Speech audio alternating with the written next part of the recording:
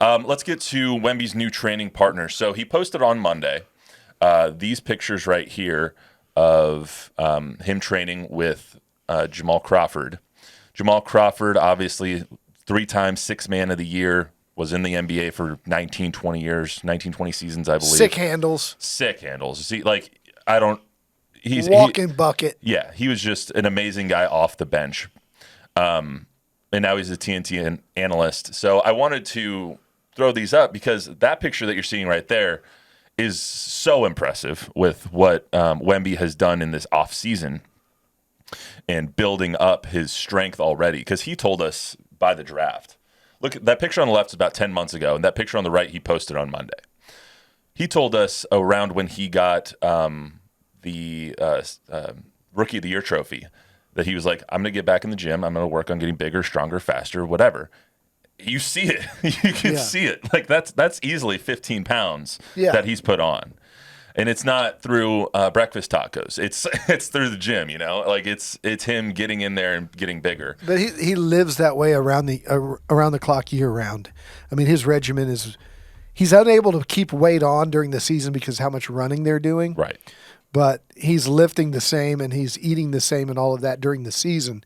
He's just running it and burning it off. And so now it has a chance to stay on a little bit longer. As far as the Jamal Crawford of it all, they were training up at the Spurs facility, and Jamal Crawford was on the Dan Patrick Show a little bit earlier today, asked about the pictures that he posted and that Wemby posted, and this is what he had to say. Jamal is working out with Victor Wembanyama. I go, okay, let's get Jamal on and find out how this happened. So Jamal Crawford joining us on the program. Good morning. Thanks for joining us. How did this happen with you and Victor working out together? Well, we go back to earlier this season when we had him on the show, and I asked him, because he'd been doing some crazy moves. So I asked him about, if he could do this particular move.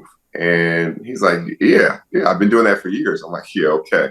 And then we hook up at All-Star, and I just show him some freestyle moves. And from there, our relationship kind of took off. Wait, what did you show him?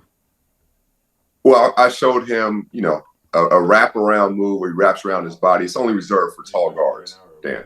Guys with long arms that can pull this off. And I thought he could take it to the next level. But it was funny when I started showing him, all the other rookie sophomores on the court, all the attention, they stopped shooting and just went over there. I'm like, okay, let's just keep this surface level because everybody's watching right now.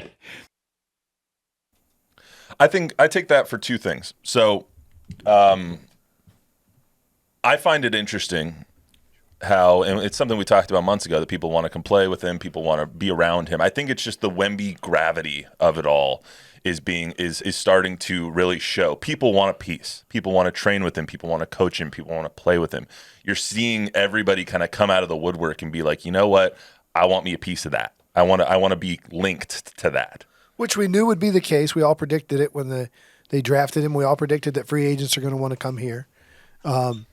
His growth and his development in such a short period of time, and exceeding expectations, as impossible as it was, is another reason that Mike Finger of the Express News told me that he was up in Dallas for the NBA Finals, or in Boston for the NBA Finals, and all the media at the NBA Finals was saying, "I guess we're coming to your town for the next 10 years or so for the finals." And Finger's like, well, maybe not yet, but yeah, at some point. So everybody sees the writing on the wall that Victor Wembanyama is the future of the league. And of course, we're going to say maybe it's too soon. It's too soon to talk about Bob? That stuff. No, I thought I made a really loud noise, but then I realized I had headphones on. Remind me to tell you all my headphone story. You can tell it here in a couple minutes. Okay.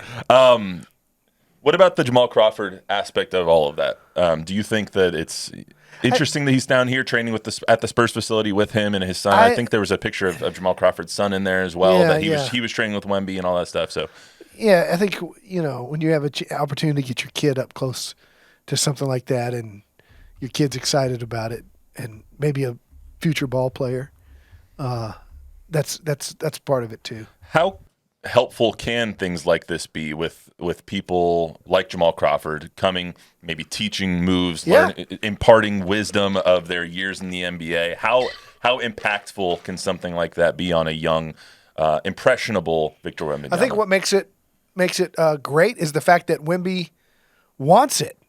You know, so many guys that age think they know everything. Wemby wants to be a sponge to the Jamal Crawfords of the world, the Tim Duncans of the world, Manu, who's at practice all the time.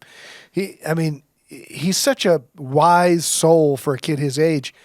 You know, he's a student of the game. He knows who Jamal Crawford is. He's watched him. He wants to try that move that Jamal could do, and I think it's great. I think it's great that they want to be around him and that he wants to learn from them. And we heard that from Victor a couple of months ago. I think it was when they played the Suns for the last time, and someone asked him about Kevin Durant. He's like, yeah, I study Kevin Durant all the time because he does this hesitation move that I want to learn how it's done, and I've tried it and I can't do it, and I really want to figure out how to do that and put that into his bag, for lack of a better term.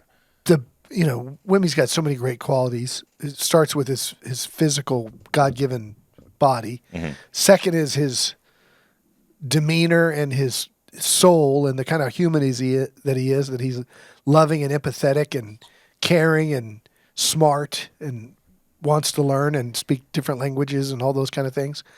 And the third is he's a basketball nerd. He loves the game. He loves the details. He loves every bit of guys' moves and the way they create space and how they're all different and how Luka goes off the 1 foot, all those kind of things. So it's what Pop's talked about that's going to make him great because he has all of those things. Absolutely. That's all we got on the Sneakers Cleats podcast. Dave, you want to tell your headphone story real quick? Story. I had a root canal Monday. Anybody ever had a root canal? I get them pulled. Okay, this is your teeth. Just put a new one in there. So what? I'm in the chair. Take it out. And the guy does everything that he's going to do. By the way, hats off, shout out Dr. Davis. He was fantastic. His whole staff was. Anyway, he says, we're going to do a root canal. We can do it today. I've blocked the time off if you want to do it. And I was like, oh, wow, like right now? Okay, yeah, okay. I'm not really prepared for this. Could feel my blood pressure going up. You know, I'm not an anti-dentite. Oh, I know his story. Anti-dentite. I'm an anti-dentite. But you know, I'm not comfortable. So I said, do you have any headphones? And the nurse said, we do, but it's attached to this old MP3 player, and all it has on it is classical music. So I'm like, okay, I'll take that anyway because I'm not down with the drilling and all that. So they put the headphones on, big headphones like these, and the music starts, and it's wondrous. It's this cello and violin, and it's a symphony, and it's just gorgeous music, right? Mm-hmm. And then the drilling starts. So in my head, with sunglasses on that they gave me because the bright lights are the dentist lights, all I can picture is the end of a gangster movie like The Godfather, where machine guns are going off in slow motion and bodies are flying and blood is everywhere. But there's no audio except this gorgeous because in my head I'm hearing exactly. It's like an episode of The Sopranos. They're cutting. Yeah, he's. See, this is actually a fun fact for me because I didn't know you could ask for headphones. I hate the dentist. I hate anytime they drill into my teeth. I hate anytime I go to the dentist just to get them cleaned. I'll push it off for months, years. I went like 6 or 7 years without going to the dentist. Ugh. The smell of the burning, of the drilling. God, no. But there's a new phenomenon at the dentist, and since you guys don't go, maybe you don't know this. He goes, he just gets them torn out. There's the latex. There's the Art Vandelay latex salesman. They do this thing now where they put latex on top of your tongue, and they guard you from tasting all the stuff. And it's weird because your tongue is trapped under like a latex glove. Like a latex blanket. It was interesting, and it worked. You didn't have to taste all that gross stuff. What job did Art Vandelay do? Was it imports or exports? Salesman. Well, he was an importer-export. What did he import, Elaine? Matches, diapers. George, what does Art Vandelay import? Chips? What kind? Potato. Fun fact. Wow, that is great memory. That's fantastic. My wife hates Seinfeld. What? Oh, that's ridiculous. Hey, we haven't talked about Caitlin at all yet. Yeah, we're not going to. I think we have to in don't every think so. episode. And we have a question. Yeah, what's up? Or comment. Was Joshua A. Crazy how different the help Wemby gets compared to Caitlin Clark. I just wanted to make sure we got some Caitlin in. All right, It well, helps thanks, the ratings. thanks for getting Caitlin in. I think a spot came open on the Olympic team. The 3-on-3 team. Yeah. I don't know if she's a good 3-on-3 player. I don't know either. Cameron, real quick, since we're now on this, feel really bad for Cameron Brink, like tearing her ACL. That sucks. She's one of the bright young stars in the WNBA. I think it's fantastic that you know who Cameron Brink is. Absolutely. Like, how could you not? You don't know who she is? Come on, you're still on Cam. I can see you. I only know the only WNBA player I know is Caitlin Clark. And also, she does have a little bit of help. Sabrina Ionescu. Aaliyah Boston Never is a heard of really her. good center for the Fever. So. Never heard. Never. The best player in the league plays for Becky Hammond. Asia Wilson. Asia Wilson, yeah. Who's Yeah. the girl that Caitlin Clark has a Angel. Angel fight Reese. with or whatever? Angel Reese. Angel Reese. Yeah. Okay. I know that one LSU too. kid. Yeah. Those are the two players. Anyway, We're learning more about him. happy birthday to the Sneakers and Cleats podcast. Thank you, everyone who has made this a success, and thank you for tuning in for a year. 110. 111 today. So thank you for everyone who has tuned in. We will continue to try and make this a better product every day. So that's all we got for you today on the Sneakers and Cleats podcast. We appreciate everyone tuning in. Download, rate, review, subscribe, give us a 5-star rating, tell a friend, tell an enemy. I did it at the beginning and the back end today, Bob. So there we go.